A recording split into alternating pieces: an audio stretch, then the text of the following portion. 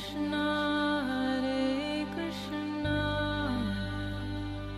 Krishna Krishna Hare Hare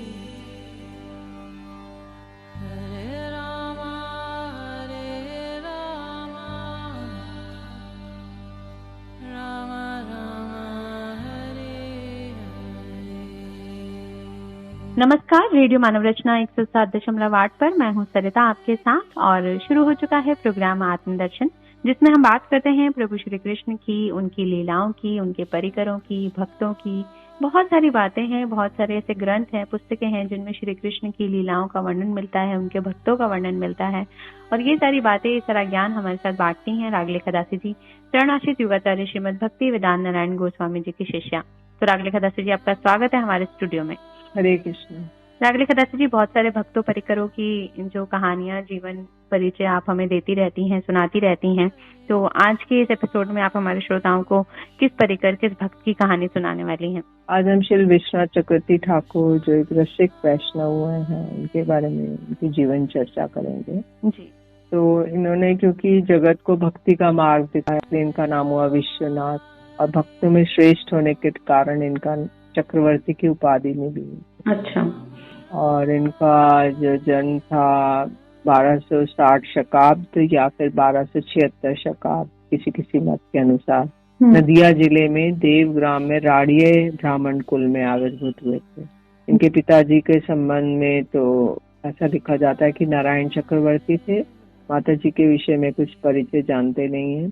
Ramchandra चक्रवर्ती, रघुनाथ चक्रवर्ती इनके दो भाई थे, और इनके गुरुदेव थे राधा रमन चक्रवर्ती, और ये परम गुरुदेव थे श्री कृष्ण चरण चक्रवर्ती जी। तो बाल्यकाल में ये देवग्राम में व्याकरण की शिक्षा पूरी हो गई। तो उसके बाद ये अपने गुरुगृह मुर्शिदाबाद में सैदाबाद नामक ग्राम में भक्ति शास्त्रों का इन्होंने अध्ययन किया। तो इन्होंने विवाह किया, किंतु सामाजिक नियम अनुसार विवाह करने पर भी उनकी संसार में बिंदु मात्र भी आसक्ति नहीं थी। ऐसा कहा जाता है कि उन्होंने अपनी पत्नी को श्रीमद् भागवतम रसामृत का पान करवाया और उनसे सब प्रकार से भगवत भजन करने के लिए कहकर घर का त्याग कर दिया था। फिर उन्होंने अपने गुरु जी के अनुगत्य में अपने गुरुदेव जी की असीम कृपा के बल से उन्होंने ब्रजधाम के विभिन्न स्थानों पर रहकर बहुत से ग्रंथों की रचना की। ये सभी ग्रंथ गौड़ीय वैष्णवों के परम संपदा रूप में गिने जाते हैं। विश्वनाथ चक्रवर्ती ठाकुर जी द्वारा संस्कृत भाषा में रचित ये सब ग्रंथ और श्रीमद् भागवतम और गीता की टीकाएं बहुत सरल, स्पष्ट और भक्ति रस से पूर्ण है। वे बहुत ही स्पष्ट और रसपूर्ण व्याख्याएं लिखते थे। तो विश्वनाथ चक्रवर्ती ठाकुर जी ने 3 ग्रंथों के विषय में सभी वैष्णव जानते हैं। बिंदु, किरण, कण। तो भक्ति रसामृत सिंधु बिंदु, और उज्ज्वल नीलमणि का किरण, और भागवतामृत कण। तो ये 3 उन्होंने किताबें लिखी, पतली पतली जी। ये 3 नयनीय वैष्णव पढ़ा। श्रीमन महाप्रभु के समय जो ब्रजवासी थे वह प्रकट हो गए, और शुद्ध भक्ति के स्रोत केवल 3 रह गए, श्रीनिवास आचार्य, नरोत्तम और श्यामानंद प्रभु। क्योंकि श्री महाप्रभु के जाने के बाद बहुत समय के बाद ये तीनों प्रकट हुए, तो वो 3 लोग रह गए थे। तो इन तीनों का आश्रय लेकर सारा भक्ति जगत प्रवाहित हो रहा था। तो इसमें नरोत्तम ठाकुर के एक चौथी आचार्य हैं ये परंपरा, शिष्य परंपरा में विश्वनाथ चक्रवर्ती ठाकुर। इनका नाम था हरिवल्लभ दास के नाम से वे प्रसिद्ध थे। उनका अगाध पांडित्य था और दार्शनिक विचारों की प्रगाढ़ दक्षता थी, और भक्ति रस शास्त्रों में पारंगति थी, कवित्व था इनका, इसलिए इनकी श्रेष्ठता असाधारण है। विश्वनाथ चक्रवर्ती ठाकुर जब बहुत वृद्ध हो गए तो उनमें चलने का सामर्थ्य नहीं रहा, तो वे वृंदावन धाम में रह रहे थे। उसी समय जयपुर के गलता ग्राम के रामानुज संप्रदाय के आचार्यों ने जयपुर के महाराजा को गौड़ीय वैष्णव संप्रदाय का परित्याग करवाकर रामानुज संप्रदाय में लेने के लिए, उनको दीक्षा लेने के लिए कहा, और उन्होंने ये सिद्ध करने का प्रयास किया कि जो राधा कृष्ण हैं उनके साथ राधा जी नहीं रहेगी, और रुक्मणी कृष्ण, रुक्मणी जी रहेंगी। उनकी विवाहिता पत्नी है और ये विवाहिता नहीं है। तो इन्होंने साथ ही साथ उन्होंने जयपुर के महाराजाओं को रामानुज संप्रदाय में दीक्षा लेने का परामर्श दिया, और इस प्रस्ताव से जयपुर के महाराजा असमंजस में पड़ गए। उन्होंने वृंदावन में रह रहे इस समय के प्रधान गौड़िया वैष्णव आचार्य विश्वनाथ चक्रवर्ती ठाकुर जी के पास ये संदेशा भेजा कि जयपुर में आने के लिए उनसे प्रार्थना भी की। पति वृद्ध हो जाने के कारण, चल ना पाने के कारण उन्होंने अपने छात्र बलदेव विद्याभूषण प्रभु को जयपुर में आकर गौड़िया वैष्णव संप्रदाय का संरक्षण करने का निर्देश दिया। फिर बलदेव विद्याभूषण जी विश्वनाथ चक्रवर्ती ठाकुर जी से श्रीमद् भागवत शास्त्र का अध्ययन करते थे जी। तो उन्होंने गुरु जी की आज्ञा का पालन किया और ये जयपुर के गलता एक स्थान है, वहाँ पे विचार सभा उपस्थित हुई, वहीं पे आकर वो विराजमान हुए। तो सब वैष्णव संप्रदायों का अलग अलग भाष्य है। उन्होंने ये एलिगेशन लगाया, आरोपण किया कि गौड़िया वैष्णव संप्रदाय का कोई वेदांत भाष्य नहीं है। तो उन्होंने रामानुज संप्रदाय के वैष्णव लोग इसको सांप्रदायिक, मतलब उसको ऑथेंटिक नहीं मान रहे थे गौड़िया वैष्णव संप्रदाय को। तो बलदेव विद्याभूषण जी ने गौड़िया वैष्णव संप्रदाय के वेदांत का भाष्य लिखने के लिए 7 दिन की मोहलत मांगी। तो उन्होंने गोविंद देव जी से प्रार्थना की और अपने गुरुदेव से प्रार्थना की और उन्होंने वेदांत भाष्य लिखना आरंभ किया। तो गोविंद देव जी ने स्वयं उनको डिक्टेट कराया ये भाष्य। बलदेव विद्याभूषण प्रभु जी के गले में उन्होंने गोविंद देव जी ने प्रसादी माला अर्पित की और गुरु वैष्णव भगवान की कृपा से असंभव भी संभव हो जाता है। इस तरह बलदेव विद्याभूषण जी ने वेदांत के 500 सूत्रों के गौड़िया वैष्णव संप्रदाय के शुद्ध भक्ति रसपूर्ण भाष्य को निर्धारित समय पर ही लिखकर पूरा किया। गलता गद्दी की सभा में बलदेव विद्याभूषण जी ने मुख से अपने प्रेम परक भाष्य सुनकर सभी चमत्कृत हो गए और गोविंद देव जी का आदेश से वेदांत सूत्रों का भाष्य रचित होने के कारण इसका नाम गोविंद भाष्य पड़ गया। जी। और इनको उपाधि दी गई विद्याभूषण की, बलदेव जी को। विश्वनाथ चक्रवर्ती ठाकुर के संबंध में एक अलौकिक घटना है कि ये जिस स्थान पर भागवत लिखते थे उसी स्थान पर ग्रंथ जल में गिरने पर भी ग्रंथ गीला नहीं होता था और पन्ने अटूट रहते थे, पन्ने भी नहीं टूटते थे, इधर उधर हटते नहीं थे। और इनके द्वारा जो स्थापित विग्रह है गोकुलानंद जी में है, वृंदावन में। और एक बार विश्वनाथ चक्रवर्ती ठाकुर जी वृंदावन परिक्रमा कर रहे थे तो कुछ स्मार्ट पंडित थे जो कि क्योंकि ये परकीय भाव के बारे में बोलते थे। स्वकीय भाव मतलब राधा कृष्ण का जो द्वारका की है वो उनकी रानियां हैं, उस भाव को ना बोल के मतलब कृष्ण की और महिषियों का बात को ना बोल के ये राधा और कृष्ण के बारे में चर्चा करते थे।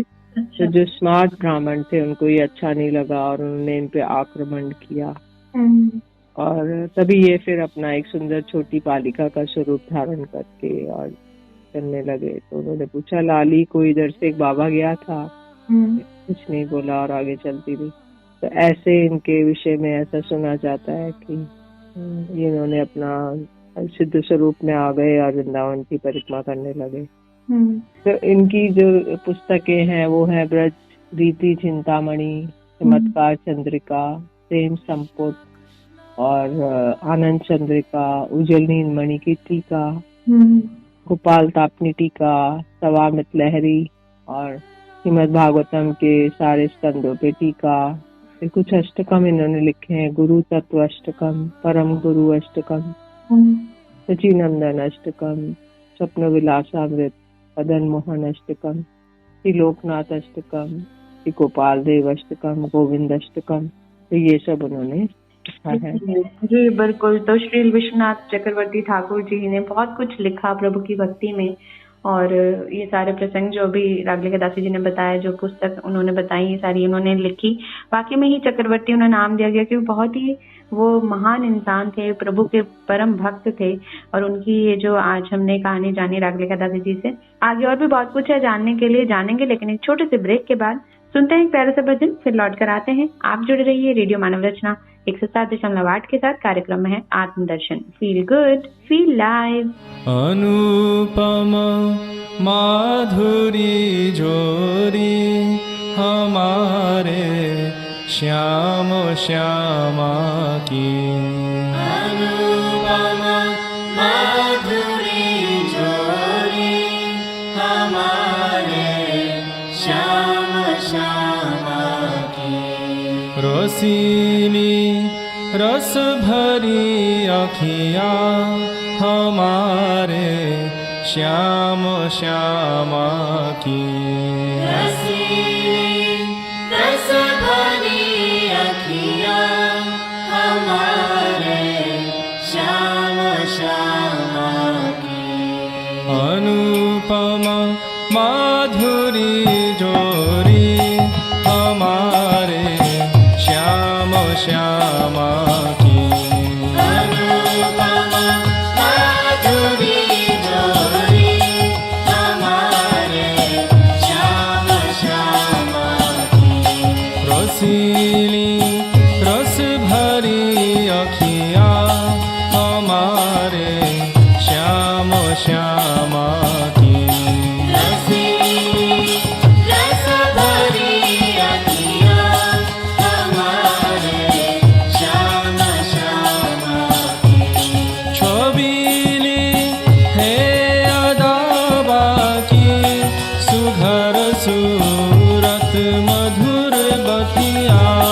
छबीली है अदाबा की सुघर सूरत मधुर बतिया। छबीली है अदाबा की सुघर सूरत मधुर बतिया।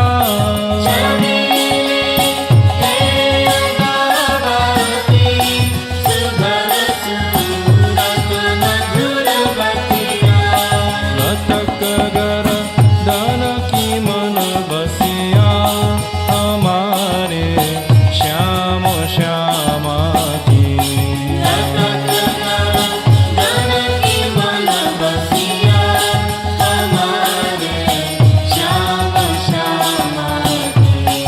अनुपम माधुरी जोरी हमारे श्याम श्यामा की।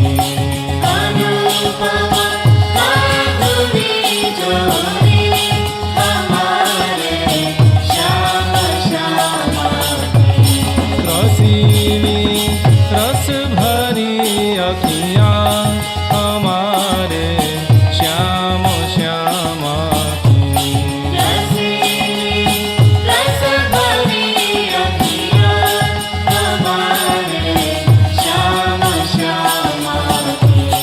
मुकुट और चंद्रिका माथे अधर पर पान की लाली।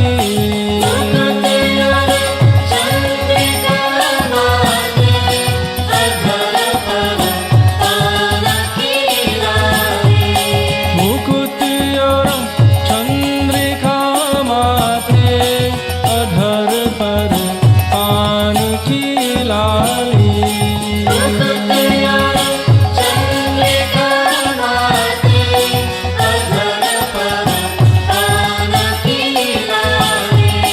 अहो कैसी भली छवि है हमारे श्याम श्यामा की।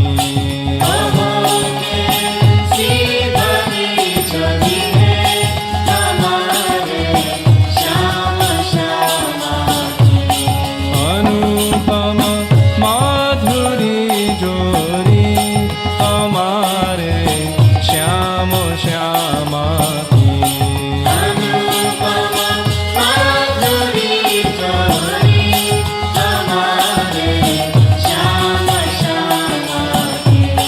रसीली रस भरी अखियाँ हमारे श्याम श्यामा की।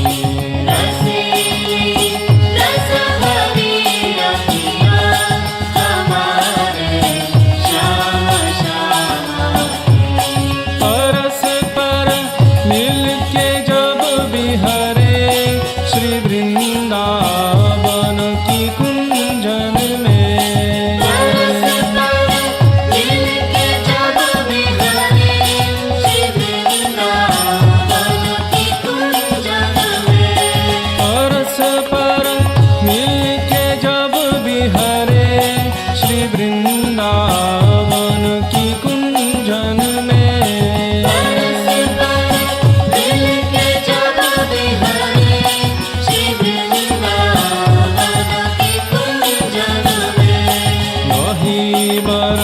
लत बने शोभा हमारे श्याम श्यामा की।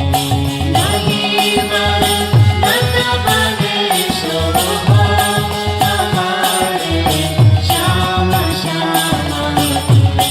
अनुपम माधुरी जोरी हमारे श्याम श्यामा की। अनुपम माधुरी जोरी हमारे श्याम श्यामा की। रसीली रस भरी अखियाँ हमारे श्याम श्यामा की। रसीली रस भरी अखियाँ हमारे श्याम श्यामा की। नहीं कुछ लाल साधन की, नहीं निर्वाण की इच्छा। नहीं कुछ लाल साधन की, नहीं निर्वाण की इच्छा। नहीं कुछ लाल साधन की, नहीं निर्वाण की इच्छा। नहीं कुछ लाल साधन की, नहीं निर्वाण की इच्छा। सखी श्यामा को दो दर्शन, दया हो श्याम श्यामा की। सखी श्यामा को दो दर्शन, दया हो श्याम श्यामा की। अनुपम माधुरी जोरी हमारे श्याम श्यामा की। अनुपम माधुरी जोरी हमारे श्याम श्यामा की। रसीली रस भरी अखियाँ हमारे श्याम श्यामा की। रसीली रस भरी अखियाँ हमारे श्याम श्यामा की। रसीली रस भरी अखियाँ हमारे श्याम श्यामा की। रसीली रस भरी अखियाँ हमारे श्याम श्यामा की। हमारे श्याम श्यामा की। हमारे श्याम श्यामा की। हमारे श्याम श्यामा की। हमारे श्याम श्यामा की। हरे कृष्णा कृष्णा कृष्णा हरे हरे, हरे रामा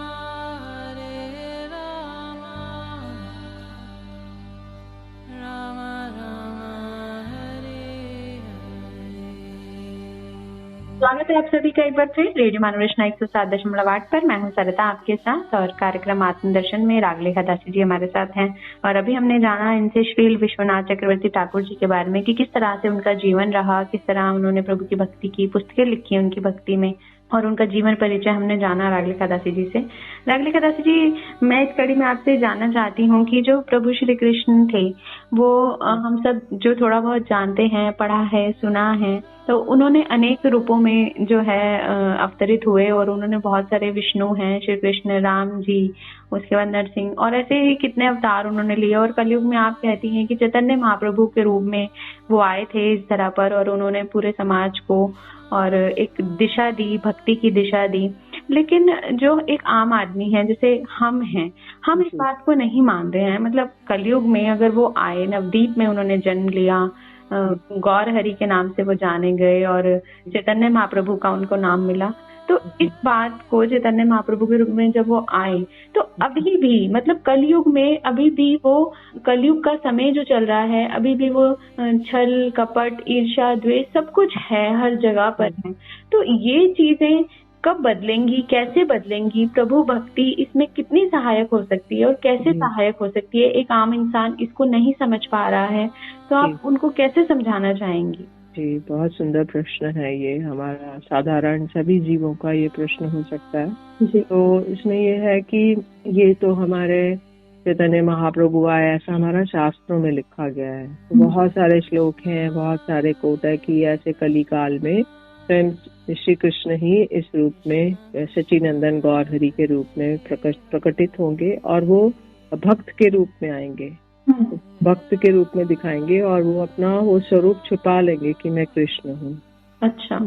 और वो भगवत भक्ति देने के लिए लोगों को आया कि कृष्ण का जप करो, कृष्ण को स्मरण करो, कृष्ण का ही भजन करो, कृष्ण का ही नाम लो, सब कुछ ऐसे करो। तो ये शिक्षा देने के लिए आए। तो अब इसमें ऐसा है कि जब चैतन्य महाप्रभु आए उसके 10,000 साल तक गोल्डन एज है।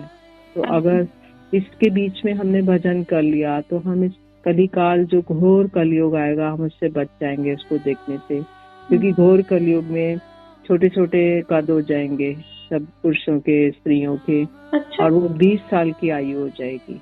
और ऐसे इसमें पुस्तकों में ग्रंथों में हाँ ऐसा ही लिखा है श्रीमद् भागवतम में कलिकाल के जो लक्षण है उसमें। जी। तो उसमें मतलब जन्म लेंगे 10 साल की आयु में शादी हो जाएगी, 20 साल में मर जाएंगे और छोटे छोटे पौधे जो पेड़ है वो भी छोटे हो जाएंगे, पशु भी छोटे हो जाएंगे, सब कुछ। और खाने पीने का अभाव हो जाएगा, खान पान नहीं रहेगा, अन्न नहीं रहेगा, तो लोग अपने बच्चों को ही मार के काट के खा लेंगे और जल का अभाव हो जाएगा, सब कुछ मतलब त्राही हो जाएगा। तो वो घोर कलयुग को हम देखने से पहले ही हमें जो चैतन्य महाप्रभु का गोल्डन एज है 10,000 वर्ष है, इसमें हम लोग अगर इनका केवल हमें कुछ नहीं करना, हमें एक उन्होंने जो मंत्र दिया है जो कलयुग का मंत्र है, हरे कृष्णा कृष्ण कृष्ण हरे हरे, हरे राम राम राम हरे हरे, इस मंत्र का जप कर ले। हम चलते फिरते उठते बैठते सोते जागते मंत्र को जपा जा सकता है, यहाँ तक कि टॉयलेट में भी, शमशान में भी, कहीं पे भी इसको छींकते फिसलते कर सकते हैं। तो इस मंत्र को जप करने से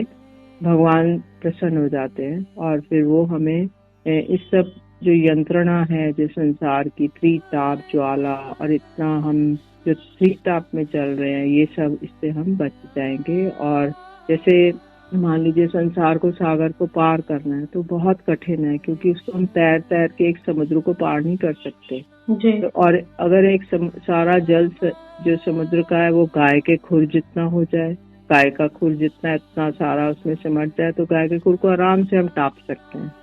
तो इसलिए ये अगर ऐसा हो जाए भगवान की कृपा से, और कोई कृपा कार्य नहीं करेगी, तो फिर हम उस संसार सागर को बड़ी आसानी से पार कर जाएंगे। और हम जन्म मृत्यु की एक चेन में बंधे हुए हैं, हम बार बार पुनरपि जन्मम पुनरपि मरणम जननी जठरे शयनम, हम बार बार जन्म ले रहे हैं फिर मर रहे हैं, फिर जन्म ले रहे हैं फिर मर रहे हैं। तो अलग अलग हम योनियों में आ रहे हैं, कभी हाथी के, कभी जलचर, नभचर, थलचर, कभी चिड़िया बनते हैं, कभी मछली बनते हैं, क्रोकोडाइल बनते हैं, अलग अलग योनियों में हम जन्म ले रहे हैं और उसकी यंत्रणा, गर्भ की यंत्रणा और ये सब को सहन कर रहे हैं। फिर इसके त्रिताप उस योनि की जो इतनी वो है, तो ये सब हम कर रहे हैं। केवल एक मनुष्य मात्र ऐसी योनि है जिसमें भगवान का स्मरण कर सकते हैं, बाकी 84 लाख योनियों में ऐसा सुयोग प्राप्त नहीं है। ना तो एक पेड़ कोई मंदिर जा सकता है, ना सत्संग कर सकता है, ना कोई और पशु पक्षी कीट पतंग कोई कुछ नहीं कर सकता, केवल मनुष्य ही कर सकता है। इसलिए हमें तो ये सोचना चाहिए कि ये इतना सुदुर्लभ मानव जीवन मिला है 84 लाख योनियों के बाद, तो हम लोग जागृत हो जाएं और इस भगवान के नामों का स्मरण करें, जिससे हमारा आगे का रास्ता खुल जाए। अभी हमें बड़ा कष्ट लगेगा लेकिन आगे का सुख होएगा।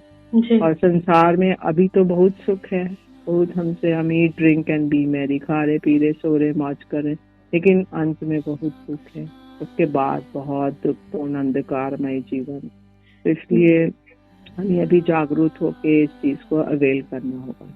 जी रामजी, वैसे एक बात और बताइए कि जैसे हम ये कहते हैं कि ये कलयुग चल रहा है और हमारे जो कर्म पिछले हैं जो हम करके आए हैं उनका फल हमें इस योनि में जब हमें मिला है जन्म, उसमें हमें भुगतना पड़ता है।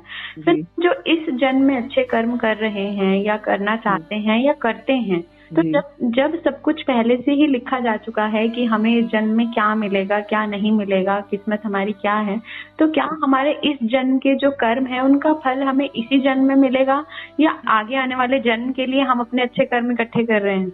नहीं, देखिए, वो इसको कहते हैं एक प्रारब्ध कर्म, एक अप्रारब्ध कर्म। जैसे एक पौधा है, आम का वृक्ष है, वो 20 साल के बाद फल देता है। जी। तो बीज आज बोएंगे तो 20 साल के बाद आम आएगा। तो ऐसे ही हम पाप और पुण्य के पौधे लगा रहे हैं, बीज डाल रहे हैं। तो अब उसका पौधा हो सकता है इस लाइफ टाइम में मिले, हो सकता है उसका फल अगले लाइफ टाइम में मिले।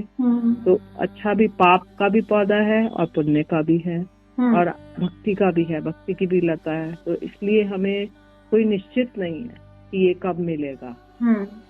ये विधि के हाथ में है और इसका हम लोग निर्णय नहीं कर सकते। भगवान की इच्छा के अनुसार इसका हो सकता है इस जन्म में मिल जाए, हो सकता है नेक्स्ट लाइफ टाइम में हमको मिले। क्योंकि कई बार हमें लगता है हम तो इतने अच्छे कर्म कर रहे हैं अपनी तरफ से, लेकिन फिर भी पता नहीं क्यों हमारी जिंदगी में दुख आ रहे हैं। लेकिन तो प्रारब्ध की बात होती है। जी हाँ, प्रारब्ध की होती है। और दुख आना तो, ये संसार दुखालयम अशाश्वतम है, ये संसार दुखों का आलय है और अशाश्वत है, अनित्य है। तो इसलिए हम तो दुख यहाँ भोगेंगे, लेकिन अगर हम भगवान का भजन, भगवान का नाम करेंगे तो वो दुख कम हो जाएंगे और उसकी हमें इतना ताप महसूस नहीं होगा। शक्ति मिल जाएगी उन दुखों को सहने की मिल जाएगी। जी जी, बहुत खूबसूरत जी। तो श्रोताओं, आज के लिए प्रोग्राम आत्मदर्शन में बस इतना ही। अगर आप भी कुछ पूछना चाहते हैं, आपकी कोई राय है इस प्रोग्राम के विषय में, तो आप हमें SMS कर सकते हैं 8010781078 पर। तो आज के लिए कार्यक्रम आत्मदर्शन में बस इतना ही। अगले एपिसोड में और भी बहुत कुछ जानेंगे रागलेखा दासी जी से, लेकिन आज के लिए रागलेखा दासी जी, आपका बहुत बहुत शुक्रिया हमारे स्टूडियो में आने के लिए। हरे कृष्ण। तो श्रोताओं, अभी के लिए हमें दीजिए इजाजत और सुनते रहिए रेडियो मानव रचना 107.8 पर आने वाले अन्य कार्यक्रम को भी। Feel good, feel live.